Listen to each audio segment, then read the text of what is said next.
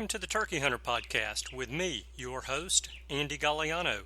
In this podcast, I share with turkey hunters just like you how to have more turkeys on your hunting property and how to have more successful turkey hunts. I teach you how to do this with tips and interviews with turkey hunting pros, wildlife management tips, and entertaining turkey hunting stories. Tune in weekly as I share proven and simple strategies to help you have more success this turkey season. Make sure to head over to www.iamturkeyhunting.com to subscribe to receive free turkey hunting tips, tactics, strategies, and product reviews. Also, please visit and like my Facebook fan page. Go to Facebook and search I Am Turkey Hunting, and also feel free to post your turkey hunting photos from this past season and let us know where and when you killed your bird. For all of you Twitter users out there, please follow me on Twitter, where my handle is @TurkeyHitman, and I will be sure to follow you back. And now, for this week's show.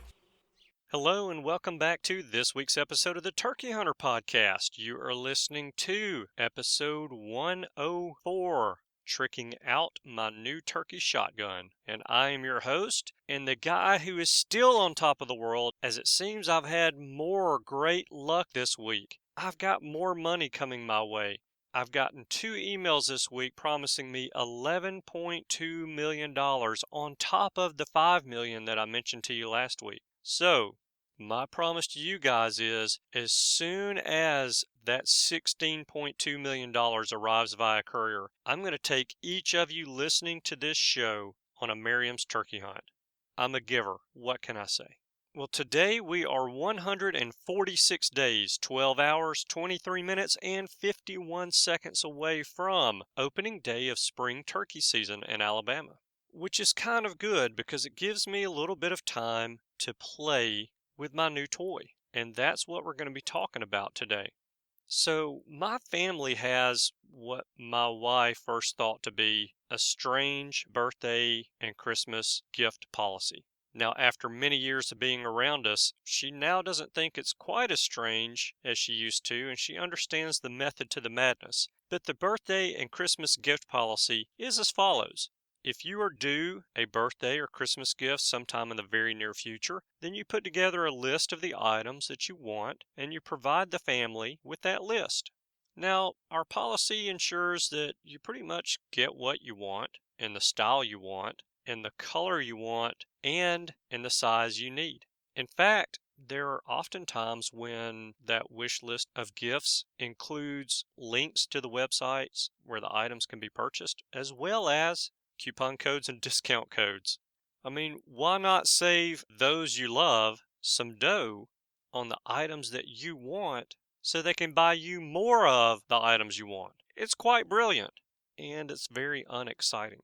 Well, it's unexciting unless you have a birthday coming up and you recently bought a plain Jane new shotgun that you want to convert to a turkey gun. Then the birthday wish list becomes very exciting, and the new soon-to-be turkey gun will get tricked out with all sorts of accessories. All right, so you may have already guessed that someone who has a birthday coming up and recently bought a plain Jane, straight out of the box, new shotgun is me.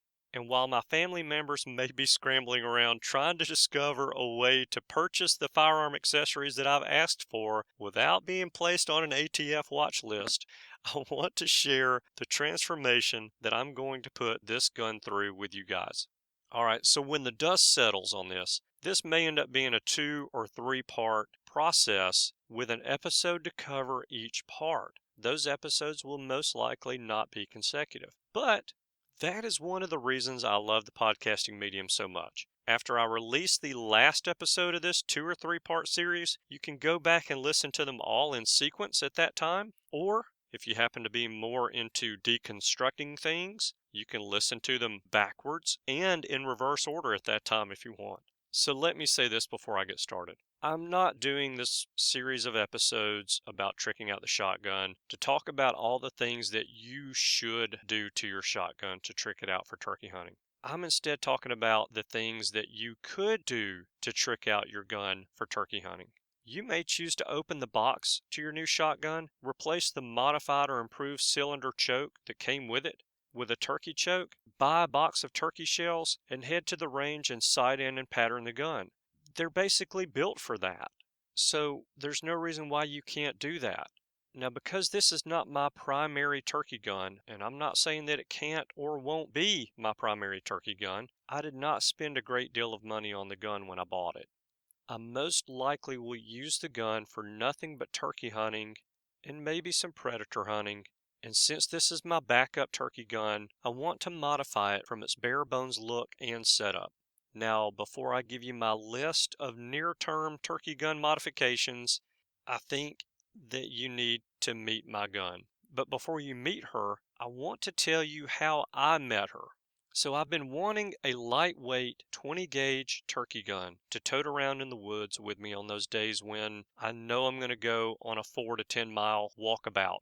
So how many days per season do I do this? Well, unfortunately, I do it a lot more than I want to. I say unfortunately, I actually enjoy it. Yes, it does wear on you after 45 or 50 days of doing it, but I do actually enjoy it. So in September of this year, the local Bass Pro Shops ran a Dove Days sale.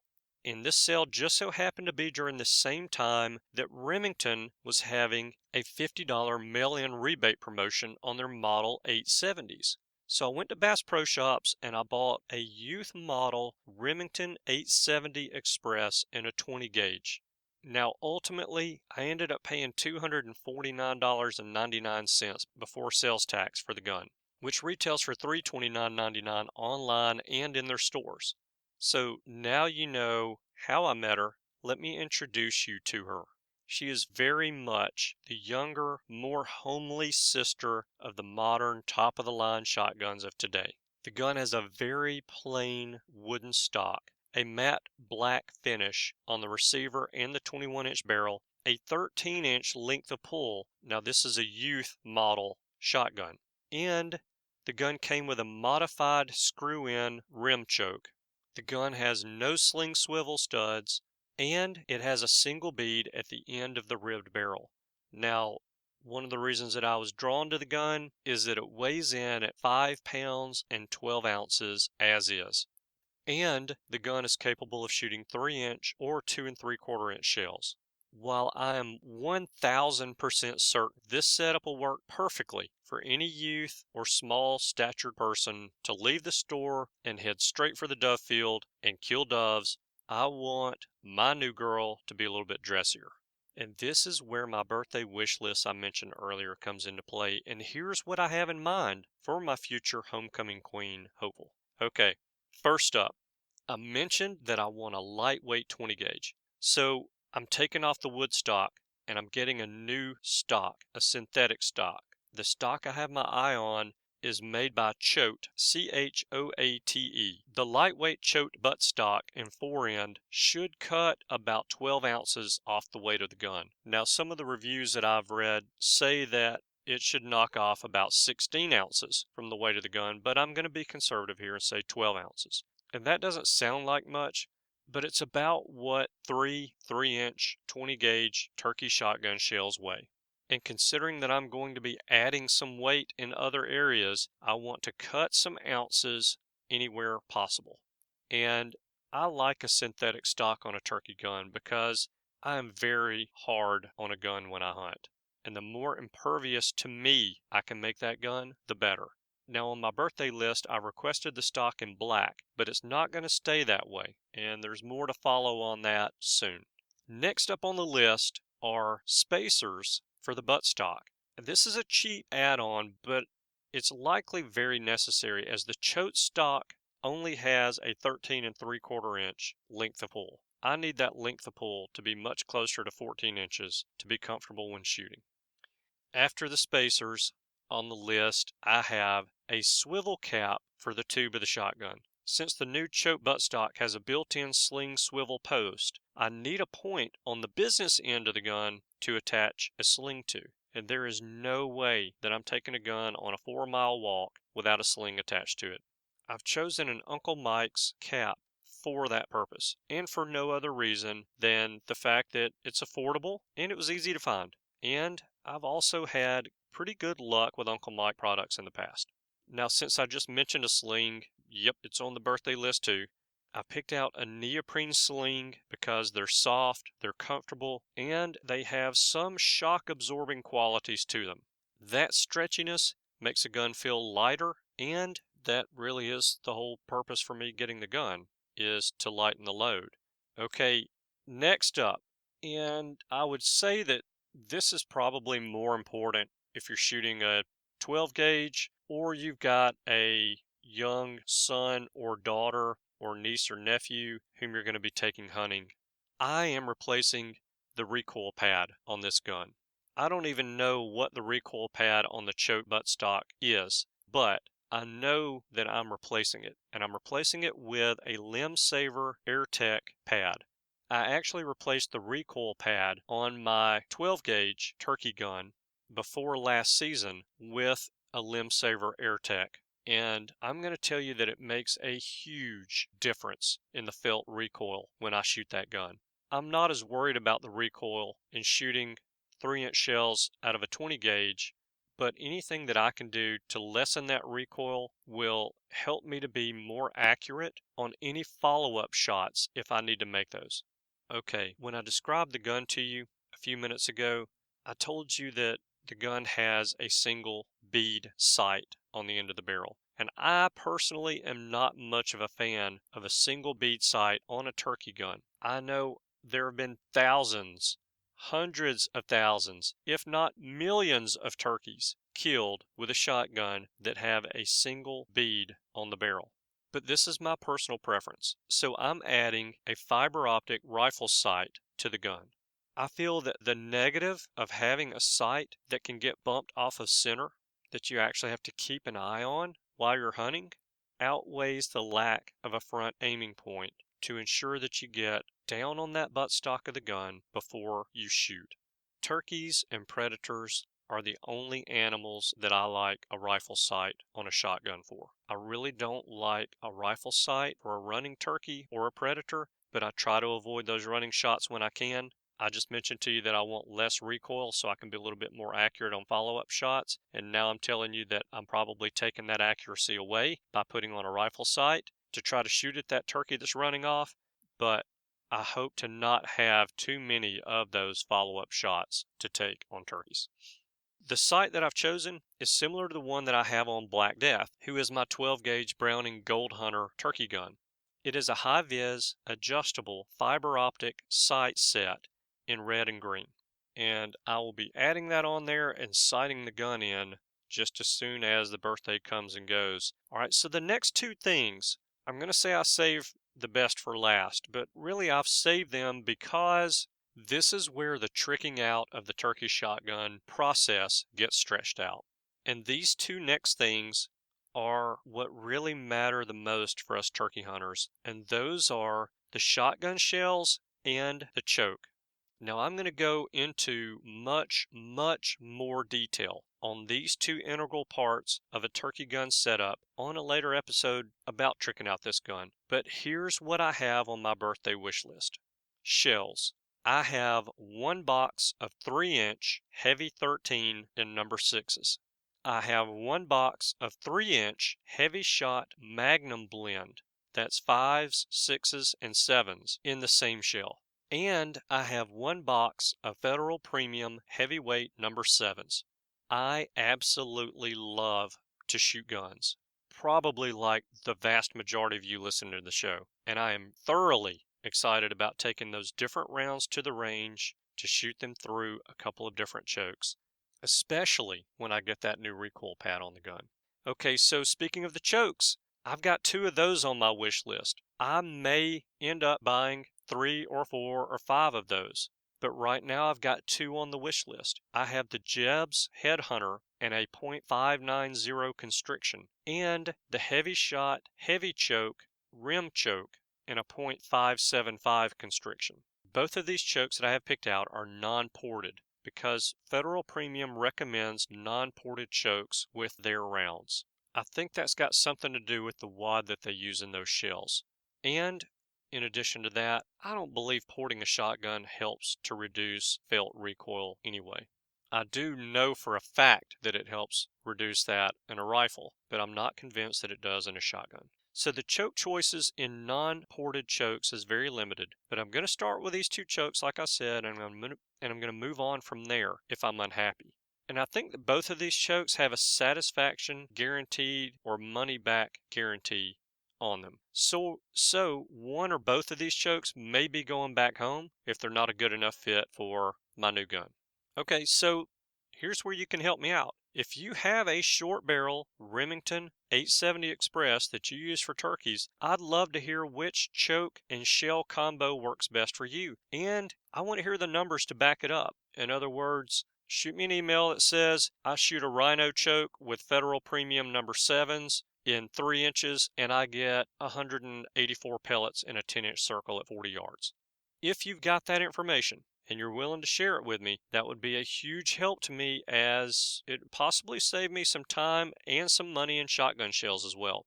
And you can email me at andy@imturkeyhunting.com with that information. I would love to hear from you. Okay, so for today, here is really and truly the last, but not the least modification my new turkey gun is going to get. And this item is not on the birthday wish list. In fact, I've already paid for this item because I took advantage of some people's ignorance at a Safari Club International banquet. At that banquet, in the silent auction, there was a certificate for a Cerakote application on a firearm. And I bought that Cerakote paint job on one firearm at the silent auction at that banquet for $25.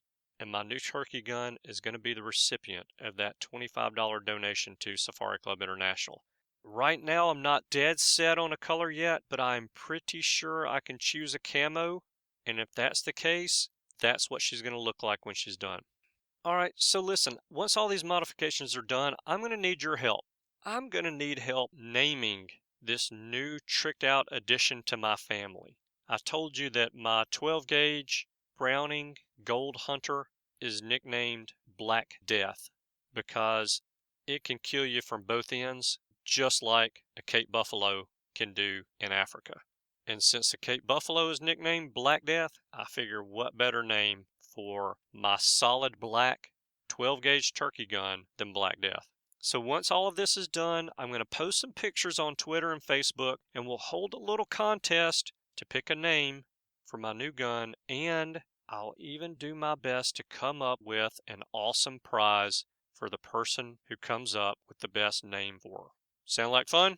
I think it'll be fun. All right, so as I mentioned, I'll keep tabs on this transformation for you guys, and I'll keep tabs on the cost of this transformation as well. I know that cost is always a factor in anything that we do in our lives, but especially so with our hobbies. So I'll be watching that closely, and I'll be updating you with where I stand in the future tricked out turkey gun episodes.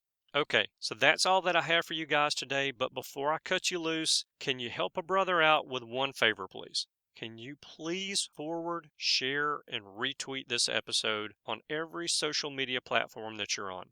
It's a great way to give back to the show this week, and I thank you in advance for it. Okay, thank you guys so much for tuning in this week. I know that you have choices. I appreciate you spending your time with us. I hope you have a wonderful week, and I look forward to seeing you again next week. Goodbye.